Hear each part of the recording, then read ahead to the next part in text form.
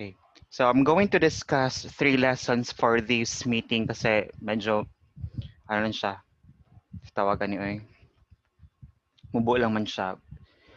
And one of the lessons that I'm going to tackle for this meeting is the topic tables and graphs.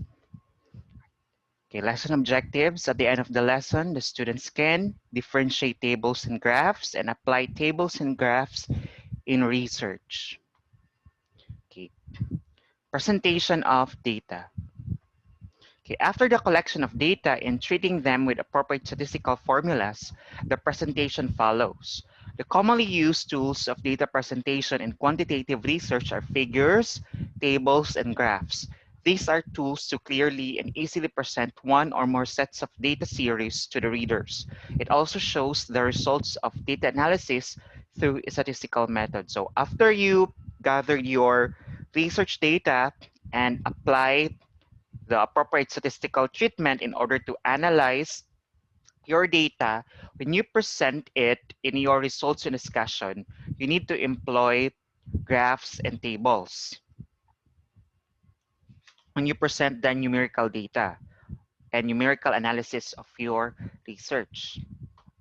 Okay, first we have graph. A graph shows relations, comparisons, and distributions in a set of data like absolute values, percentages, or index numbers. So it depends upon the kind of data that would you like to present in your paper. So depende because there are a lot of graphs that you can use in order to present them.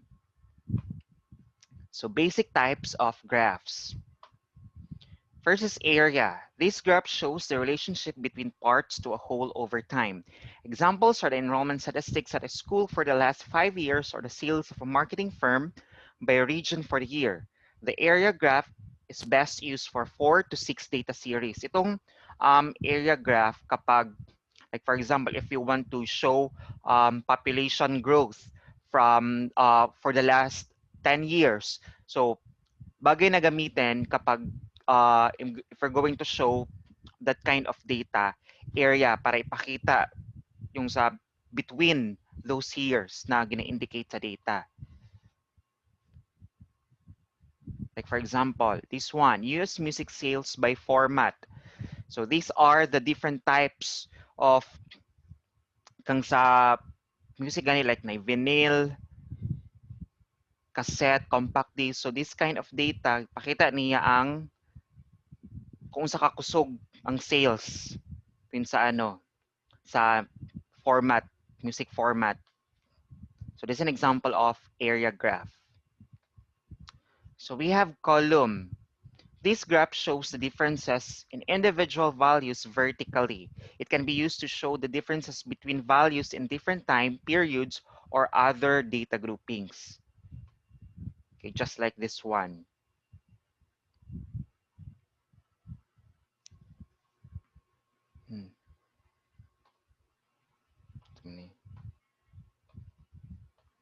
And we have bar.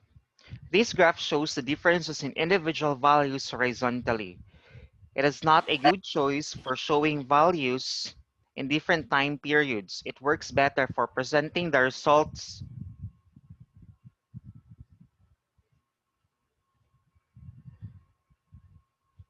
It works better for presenting the results of 1 or 2 data series. Itong bar at saka column, medyo may similarity sila in terms of the graphical image, like this one.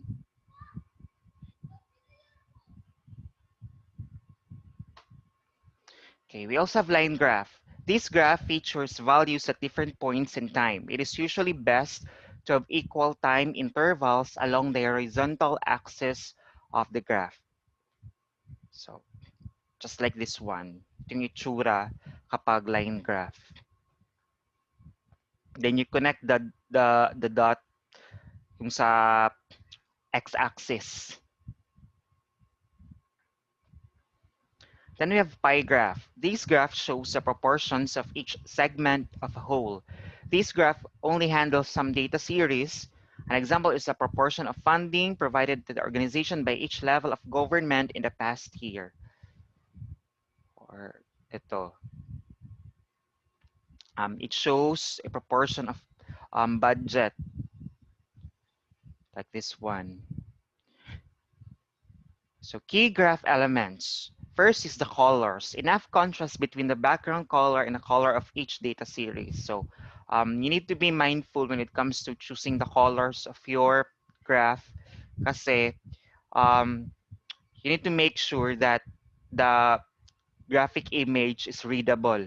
It's easy to comprehend and understand. And um, it can aid visually, not consort the eyes of the readers. Then depth, whether 2D or 3D, access for the data values and the time scale. Tung gamitin siya sa line graph, sa bar graph, column graph, kapag may Y at saka X and Y axis. Then data labels to indicate the data value. You need to indicate the information of the value being presented in the graph so that your readers will know which part represented this data. And of course, the title should focus on the interpretation of the data. Then legend, if there are more than one data in the series. Okay, so in your case, sa research ninyo, you're going to employ tables only. No need to use the graphs. Tables lang siya. So what you can see from the examples that I've shown to you that I posted in Schoology, yung last or previous batch na nag-conduct ng research, tables lang yung pinagamit ko sa kanila. Kasi mas madali siya kung table lang. Tables provide exact values and illustrate results efficiently as they enable the researcher to present a large amount of data in a small amount of space. So, this is what I like to emphasize kasi kapag table yung gagamitin ninyo, you can include all the necessary information, the data. You can summarize large amount of data na hindi na kailangan mag-guess ng reader. Then the data usually shown as specific numerical figures are arranged in an orderly display of rows and columns to aid in comparison. Therefore, the readability of both the results and analysis of variance is enhanced. So, mas readable itong tables compared sa graph, especially you're going to present multiple numbers. So as what I have mentioned last time, dapat naka-arrange din yung presentation of data. Like from highest to lowest. So kailangan orderly, organized yung structure ng data. Elements of a table, of course, you need to provide the title. Yung rows and columns, you need to indicate anong label or anong category ng column tsaka row. Then column labels and titles, and of course, your data. And let's proceed to the analysis and interpretation of data. So lesson objectives. At the end of the lesson, the students can discuss ways of presenting, analyzing, and interpreting of data, and formulate the presentation, analysis, and interpretation of data. Okay, this part of the research paper is titled differently depending on the research format or style adopted by educational institutions. So in our case, part itong tables and graphs and analysis, interpretation of data sa results and discussion. So the presentation, analysis, interpretation of data are usually featured in chapter 4 of the research paper, but in the APA format, this section appears under the header results and discussion. Okay, as what I've mentioned earlier. Okay, the major elements of the section: the presentation of data presented in charts and tables, then analysis, basis of the findings of the study. You need to provide, after you provide your table, then after that, you need to provide the narrative explanation of your tables. And it's not just that, you're going to provide your analysis based on the results that you can see in the table. So you need to explain everything. Then interpretation, comprehensible statements are made after translating the statistical data. So what's the meaning kung 4.35, 3.5, kung 2, kung 1, kung 0. So you need to explain the interpretation of numbers nandun sa that you can see in the table or you presented in the table.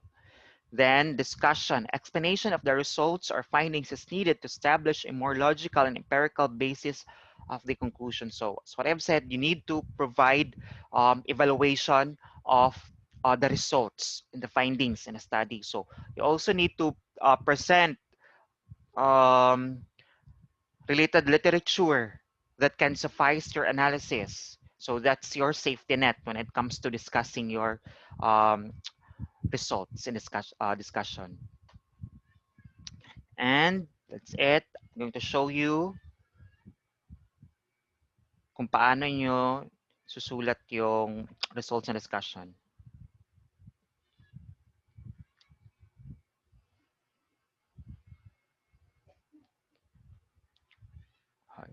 Saan na ito?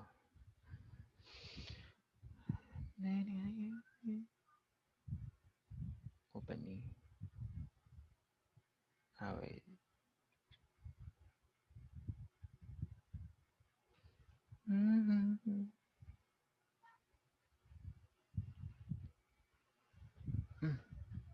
Hindi mao. Excuse me.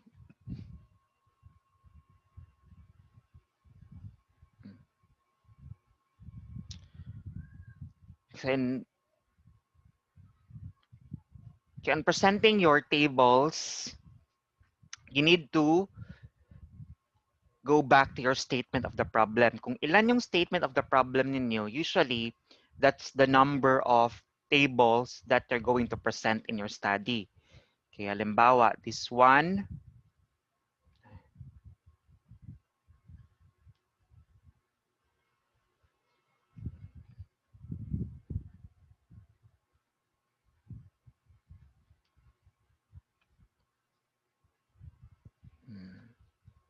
okay, this one. This particular study has only one statement of the problem. For example, what are the socioeconomic effects of microfinance to the selected residents of Davao City in terms of the following? So, isang statement of the problem lang. So, sa results and discussion, isang table lang din yung present nila. It's only one table.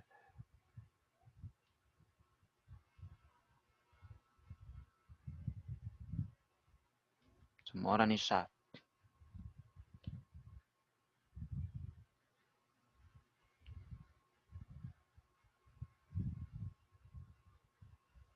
Another example,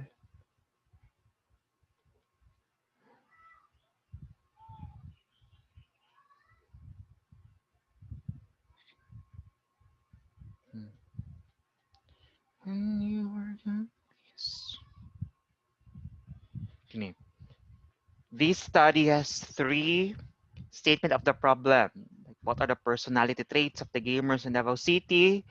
What are the game design, preferences, so on and so forth. Pero ito sa number 3, yung significant relationship between personality traits per personality trait siya na pagka-percent. Saan to? So this table, itong table 1, average mean score of the personality traits of the gamers in Davao City. This table answers yung statement of the problem number 1. Dito naman, table number 2, average mean score of the game design preference of the gamers in Davao City. It answers the statement of the problem number 2. Ito naman sa table 3.1 siya kasi per personality trait yung pag-correlate sa game design preferences. Wait lang, asan ito? Relationship between your autism personality trait and the game design preference of the gamers in Davao City. So, you need to present tables which can answer your statement of the problem. So in terms of the discussion, Asa na to?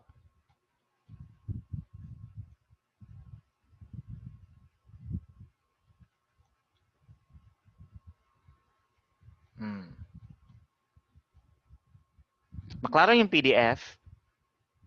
Kasi ginapod din yung maklaro. Yes, sir. Ano, sir? Halimbawa, itong table 1, average mean score of the personality traits of the gamers in Davao City, you need to explain what's the meaning of this table. What are the implications of the data being presented in the table? So you can see may label siya. Like dito, personality traits.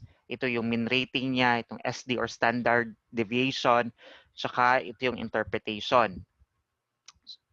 So based on the results of Table 1, the personality traits of the gamers in Davao City are near to CSAM with an above average rating of 3.858.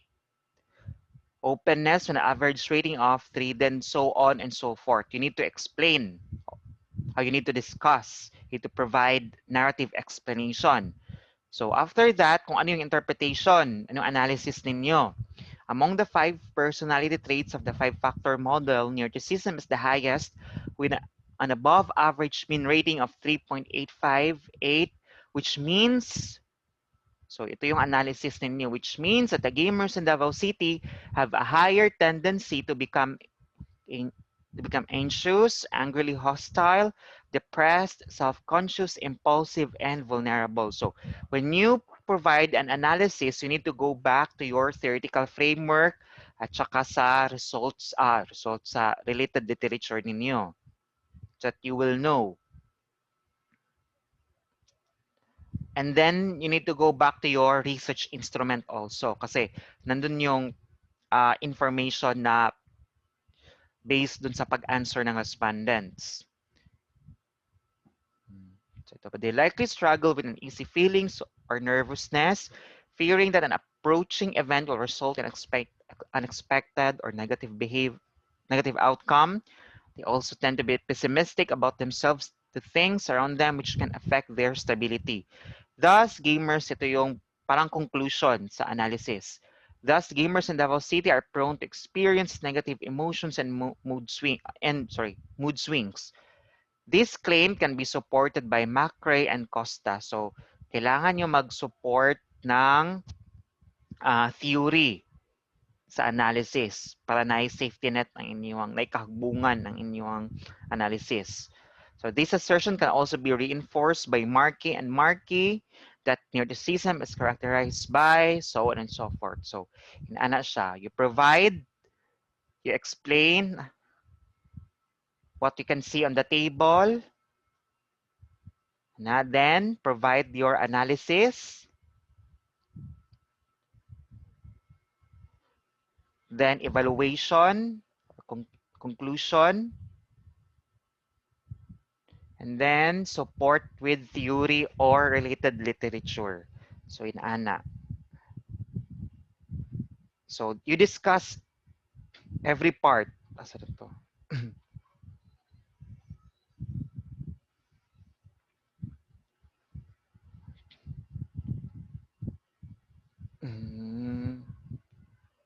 I-discuss dapat niya siya isa-isa. So discuss first neuroticism, tapos openness, conscientiousness, agreeableness, extraversion. Explain siya isa-isa. Para you can check the samples para makita ninyo. Sorry.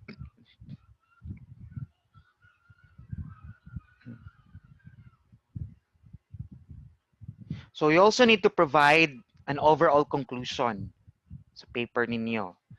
Halimbawa ito, after na-discuss lahat ng personality traits, ito naman yung final findings. The findings of this study indicated that determining the personality traits of the gamers in Davao City can be useful to understand their characteristics, behavior, and tendencies. As what McRae and Costa stated, that the personality traits are generally defined as descriptions of people in terms of relatively. So provide kayo ng overall conclusion ninyo. Then follow na siya, so on and so forth. Excuse me. So do you have questions, clarifications about tables and interpretations analysis? Answer. Okay, wala. Proceed ta sa next topic. Answer.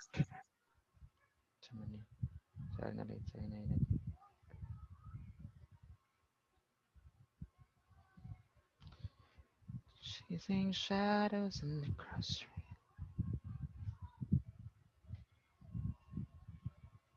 Okay.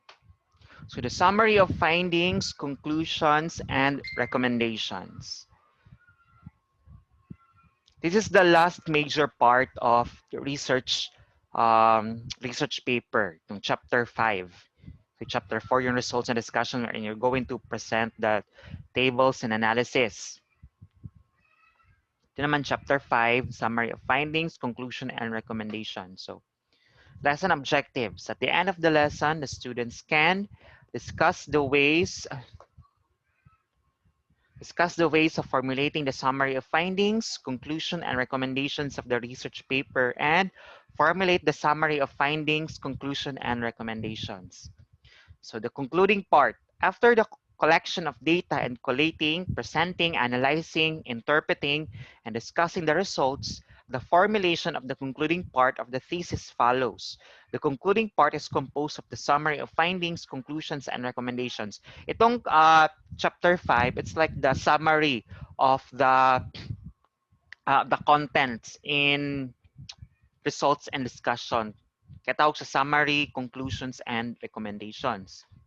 For summary of findings, this part presents in brief and precise terms the following. The statement of main and sub-problems. So in summary of findings, again, you need to go back to your statement of the problem. So the number of statement of the problem should also be the number of summary of findings that you need to present in this chapter. Reiteration of the type of research, nature and size of samples, and locale of the study. So in our case, in a format that we're going to use, you're just going to summarize the findings dun sa per statement of the problem. Then enumerate or express the major findings in one or two statements, as well as identify whether the null statements or hypotheses have been rejected or not. So halimbawa, so again, you need to go back to your statement of the problem. Example, this particular SOP, what are the socioeconomic effects of microfinance to the selected residents of Davao City in terms of the following? Pag abot sa summary, we're going to provide every mean average rating sa per indicator sa socioeconomic dimension, like food availability, access to medical services, children's education, housing empowerment, and social capital.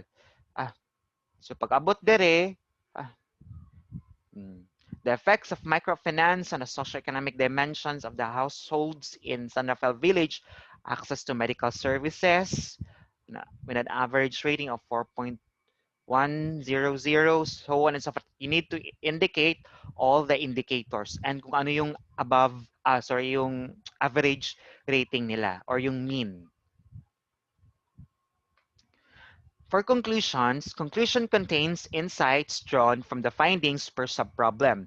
It summarizes the principal features of the study, meaning you need to provide what's the implication of the summary of findings. Anong meaning nito? It is devoid of any elaborated discussion of the findings. It is precise statement directly answering the stated problems. If there's any hypothesis stated, the decision whether to accept or reject such hypothesis serves as the conclusion of the study. So since yung SOP, what are the socioeconomic effects, you need to conclude kung ano yung particular na indicator sa socioeconomic dimension that generally affect kung ano yung pinakamataas na average mean rating. Average rating. Halimbawa dito, primarily, microfinance helped the households in San Rafael Village to obtain programs and services that improve their health systems through health education. Self-education siya, kay tungod sa findings, pinakataas ang access to medical services. Una siya. And pag abot sa recommendations, recommendations are identified to serve as practical suggestions for future research in similar fields. They are envisioned to further improvement the pertinent variables of the investigation undertaken. So meaning, what are the things that you may recommend or suggest based on the results of the study? What are the actions that the tawag nito yung um, people or group of people that can benefit your study, kung ano yung pwede mong masuggest sa kanila. They're expressed in clear, concise, and precise terms. So you need to be direct. You need to be clear when it comes to giving your recommendations. So maayos siya, it's because research-based ang recommendations. Dili lang kay mugna-mugna. Relevant to the research problems and are feasible for implementation. So objective type of recommendations, meaning attainable siya. Any given circumstances or situation. They could give or suggest measures to concern government agencies or outside entities. Adjust to other researchers. So recommendations, you need to go back to your, what do you call that? Significance of the study. Halimbawa, sa study nito ay, pakita na akong significance of the study sa nila.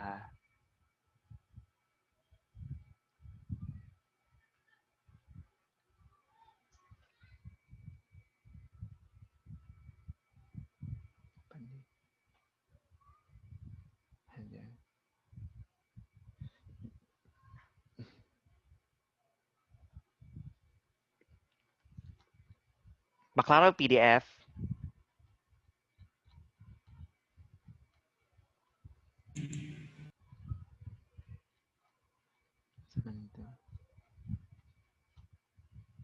Ito, ang significance of the study nila. Microfinance institutions, microfinance clients, non-microfinance clients, and future researchers. Ito yung significance of the study nila. So meaning, pagdating sa recommendations, you need to address this group of people kung ano yung pwede ma-recommend mo sa kanila. So the things that you can recommend to them.